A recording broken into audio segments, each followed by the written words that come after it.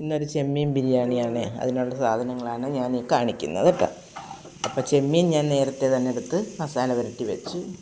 ഇതിൽ സവാള എല്ലാം അരിഞ്ഞ് മാറ്റി വെക്കണം. അതിൽ നിന്ന് കുറച്ചിട്ട് നമ്മളൊന്ന് വറുത്ത് കോരി എടുത്തിട്ടുണ്ട്.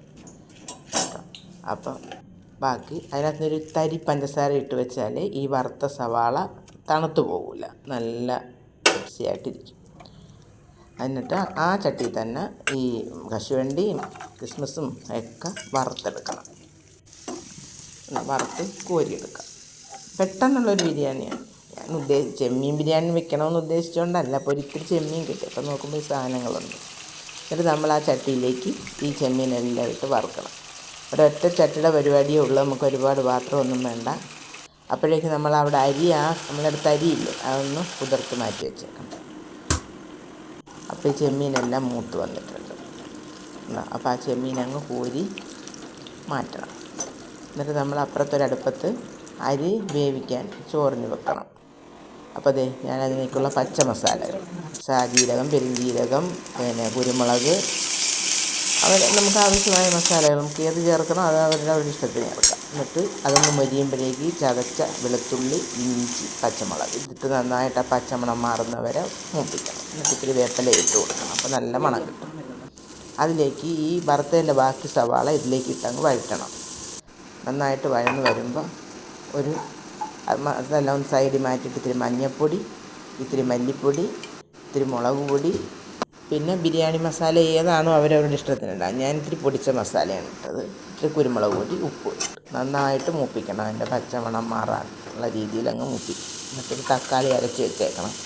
അത് നമ്മൾ ഇതിനകത്തോട്ട് ഒഴിച്ച് കൊടുക്കണം. എന്നിട്ട് ആ തക്കാളി ഒന്ന് നന്നായിട്ട് വഴറ്റിയിട്ട് കുറച്ച് വെള്ളം, അത് തിളപ്പിച്ച വെള്ളമോ പച്ചവെള്ളമോ ഏത് വേണമെങ്കിലും ഒഴിക്കാം. ആ കറി അതിനകത്ത് നന്നായിട്ടൊന്ന് വേകണം.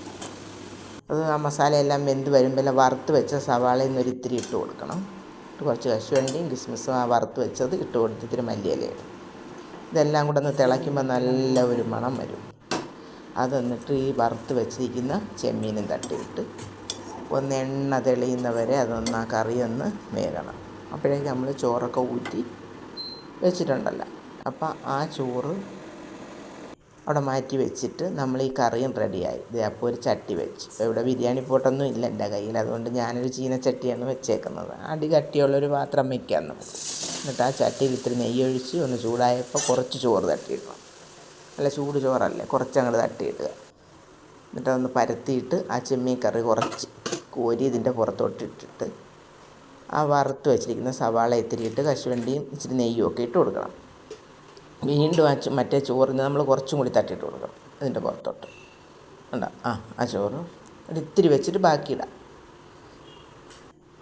എന്നാൽ അത് നേരെയാക്കണമെന്ന്. എന്നിട്ട് ആ ബാക്കിയുള്ള കറികളെല്ലാം അതിനകത്തോട്ട് വെച്ച് എല്ലാം നേരെ വെച്ചിട്ട് ബാക്കി ഉണ്ടായിരുന്ന ആ വറുത്ത കശുവണ്ടി ഇന്ന് കുറച്ച് അതിലും ഇട്ട് കൊടുത്ത് നെയ്യ് വിടണം.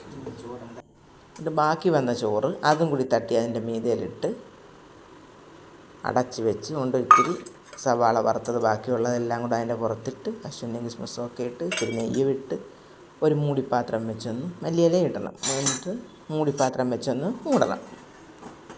നമുക്ക് ദം ചെയ്യാനുള്ളൊരു സൗകര്യമൊന്നും ഇല്ലാതെ. എന്നിട്ട് നമുക്കൊരു വെയിറ്റിന് വേണ്ടിയിട്ട് ഒരു കല്ലും പൊക്കി വെക്കാം. അപ്പോൾ ദം അടിക്കാൻ പറ്റുന്നവരാണ് അത് വെക്കാം. ഇച്ചിരി കഴിയുമ്പോൾ അതൊന്ന് തുറന്ന് നോക്കിയാൽ നല്ല ഒരു ചെമ്മീൻ ബിരിയാണി റെഡിയായി. നല്ല ചൂട് ചോറിലോട്ട് നമ്മൾ ആ കറിയെല്ലാം കൊണ്ട് നല്ല ഒരു മണവും നല്ലൊരു കഴിക്കാനും നല്ല സ്വാദാണ് അതിങ്ങനെ ഉണ്ടാക്കിയെടുത്താൽ. ഒരിത്തിരി 1/4 കിലോ ചെമ്മീനാണെങ്കിലും നമുക്കൊരു ബിരിയാണി ഉണ്ടാക്കാം. ചെമ്മീൻ ക്ലീനാക്കിയതാണെങ്കിൽ ഒരു 10-15 മിനിറ്റ് അത്രയോ തന്നെ ആവശ്യമുള്ളൂ. അതെ ചെമ്മീൻ ബിരിയാണി റെഡി. ഇതിൻ്റെ കൂടെ നമുക്ക് ഇത്തിരി കച്ചുംബറും ഇത്തിരി അച്ചാറും കൂട്ടി കഴിക്കാം.